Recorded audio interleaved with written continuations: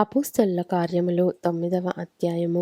సౌలు ఇంకను ప్రభువు యొక్క శిష్యులను బెదిరించుటయును హత్య చేయుటయును తనకు ప్రాణాధారమైనట్టు ప్రధాన యాజకుని యొద్దకు వెళ్ళి, ఈ మార్గమందున్న పురుషులనైనను స్త్రీలనైనను కనుగొనిన ఎడల వారిని బంధించి యెరూషలేమునకు తీసుకొని వచ్చుటకు దమస్కులోని సమాజముల వారికి పత్రికలిమ్మని అడిగెను. అతడు ప్రయాణము చేయుచు దమస్కు దగ్గరకు వచ్చినప్పుడు అకస్మాత్తుగా ఆకాశము నుండి ఒక వెలుగు అతని చుట్టూ ప్రకాశించెను. అప్పుడతడు నేల మీద పడి, సౌలా సౌలా, నీవేళ నన్ను హింసించుచున్నావని తనతో ఒక స్వరము పలుకుట వినెను. ప్రభువా, నీవెవడవని అతడు అడుగగా ఆయన, నేను నీవు హింసించుచున్న యేసును. లేచి పట్టణములోనికి వెళ్ళుము. అక్కడ నీవు ఏమి చేయవలెనో అది నీకు తెలుపబడునని చెప్పెను. అతనితో ప్రయాణము చేసిన మనుషులు ఆ స్వరము వినిరిగాని ఎవనిని చూడక మౌనులై నిలువబడిరి. సౌలు నేల మీద నుండి లేచి కన్నులు తెరచినను ఏమీయో చూడలేకపోయెను గనుక వారతని చెయ్యి పట్టుకొని దమస్కులోనికి నడిపించిరి. అతడు 3 దినములు చూపులేక అన్నపానములేమియో పుచ్చుకొనకుండెను. దమస్కులో అననీయ అను ఒక శిష్యుడుండెను. ప్రభువు దర్శనమందు అననీయ అని అతనిని పిలువగా అతడు, ప్రభువా, ఇదిగో నేనున్నాననెను. అందుకు ప్రభువు, నీవు లేచి తిన్ననిదనబడిన వీధికి వెళ్ళి యూదా అనువాని ఇంట తార్సువాడైన సౌలు అనువాని కొరకు విచారించుము. ఇదిగో అతడు ప్రార్థన చేయుచున్నాడు. అతడు అననీయ అనునొక మనుష్యుడు లోపలికి వచ్చి తాను దృష్టి పొందునట్లు తల మీద చేతులుంచుట చూచియున్నాడని చెప్పెను. అందుకు అననీయ, ప్రభువా, ఈ మనుష్యుడు యెరూషలేములో నీ పరిశుద్ధులకు ఎంతో కీడు చేసి ఉన్నాడని అతని గూర్చి అనేకుల వలన వింటిని. ఇక్కడను నీ నామమును బట్టి ప్రార్థన చేయు వారినందరినీ బంధించుటకు అతడు ప్రధాన యాజకుల వలన అధికారము పొందియున్నాడని ఉత్తరమిచ్చెను. అందుకు ప్రభువు, నీవు వెళ్ళుము. అన్యజనుల ఎదుటను రాజుల ఎదుటను ఇశ్రాయేలీయుల ఎదుటను నా నామము భరించుటకు ఇతడు నేను ఏర్పరచుకొనిన సాధనమై ఉన్నాడు.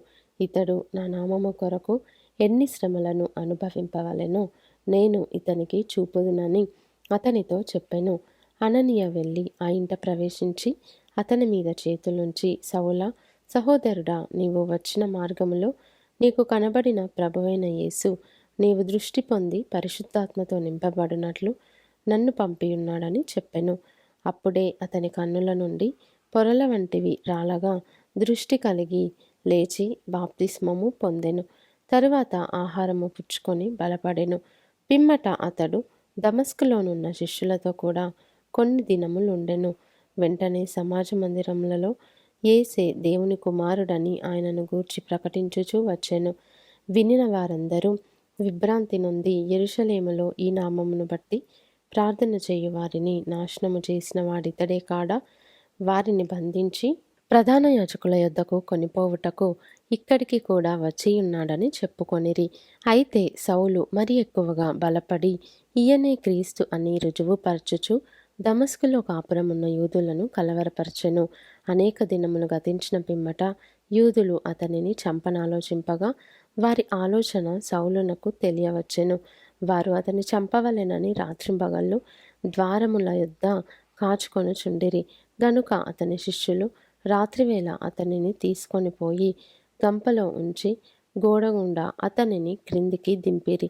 అతడు యెరూషలేములోనికి వచ్చి శిష్యులతో కలుసుకొనుటకు యత్నము చేసెను గాని అతడు శిష్యుడని నమ్మక అందరును అతనికి భయపడిరి. అయితే బర్నబా అతనిని దగ్గర తీసి అపోస్తలుల యొద్దకు తోడుకొని వచ్చి అతడు త్రోవలో ప్రభువును చూచెననియు ప్రభువు అతనితో మాట్లాడెననియు అతడు దమస్కులో యేసు నామమును బట్టి ధైర్యముగా బోధించెననియు వారికి వివరముగా తెలియపరచెను.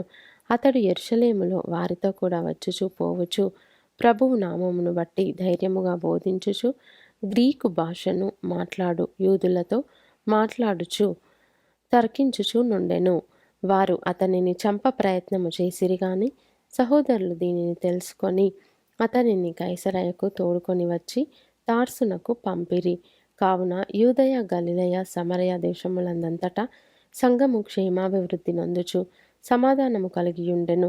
మరియు ప్రభువునందు భయమును పరిశుద్ధాత్మ ఆదరణయు కలిగి నడుచుకొనుచు విస్తరించుచుండెను. ఆ తరువాత పేతురు సకల ప్రదేశములలో సంచారము చేయుచు లుద్దలో కాపురమున్న పరిశుద్ధుల యొద్దకు వచ్చెను. అక్కడ పక్షవాయువు కలిగి 8 ఏండ్ల నుండి మంచము పట్టియుండిన అయినయ అను ఒక మనుష్యుని చూచి, పేతురు, అయినయ, యేసుక్రీస్తు నిన్ను స్వస్థపరచుచున్నాడు, నీవు లేచి నీ పరుపు నీవే పరుచుకొనుమని అతనితో చెప్పగా, వెంటనే అతడు లేచెను. లుద్దలోను షారోనులోను కాపురమున్న వారందరూ అతన్ని చూచి ప్రభువు తట్టు తిరిగిరి. మరియు యొప్పేలో తబిత అను ఒక శిష్యురాలు ఉండెను. ఆమెకు భాషాంతరమున దోర్కా అని పేరు. ఆమె సత్క్రియలను ధర్మకార్యములను బహుగా చేసి ఉండెను. ఆ దినములయందామె కాయిలా పడి చనిపోగా వారు శవమును కడిగి మేడగదిలో పరుండబెట్టిరి. లుద్ద యొప్పేకు దగ్గరగా ఉండుట చేత పేతురు అక్కడ ఉన్నాడని శిష్యులు విని అతడు తడవు చేయక తమ యొద్దకు రావలెనని వేడుకొనుటకు 2 మనుష్యులను అతని యొద్దకు పంపిరి. పేతురు లేచి వారితో కూడా వెళ్ళి అక్కడ చేరినప్పుడు వారు మేడగదిలోనికి అతనిని తీసుకొని వచ్చిరి. విధవరాండ్రందరూ వచ్చి ఏడ్చుచు దొర్కా తమతో కూడా ఉన్నప్పుడు కుట్టిన అంగీలును వస్త్రములను చూపుచు అతని ఎదుట నిలిచిరి. పేతురు అందరిని వెలుపలికి పంపి మోకాళ్ళూని ప్రార్థన చేసి శవము వైపు తిరిగి, తబితా, లెమ్మనగా ఆమె కన్నులు తెరచి పేతురును చూచి లేచి కూర్చుండెను. అతడు ఆమెకు చెయ్యి ఇచ్చి లేవనెత్తి పరిశుద్ధులను విధవరాండ్రను పిలిచి ఆమెను సజీవురాలనుగా వారికి అప్పగించెను. ఇది యొప్పే అందంతటా తెలిసినప్పుడు అనేకులు ప్రభువునందు విశ్వాసముంచిరి. పేతురు యొప్పేలో సీమోనను ఒక చర్మకారుని యొద్ద బహుదినములు నివసించెను.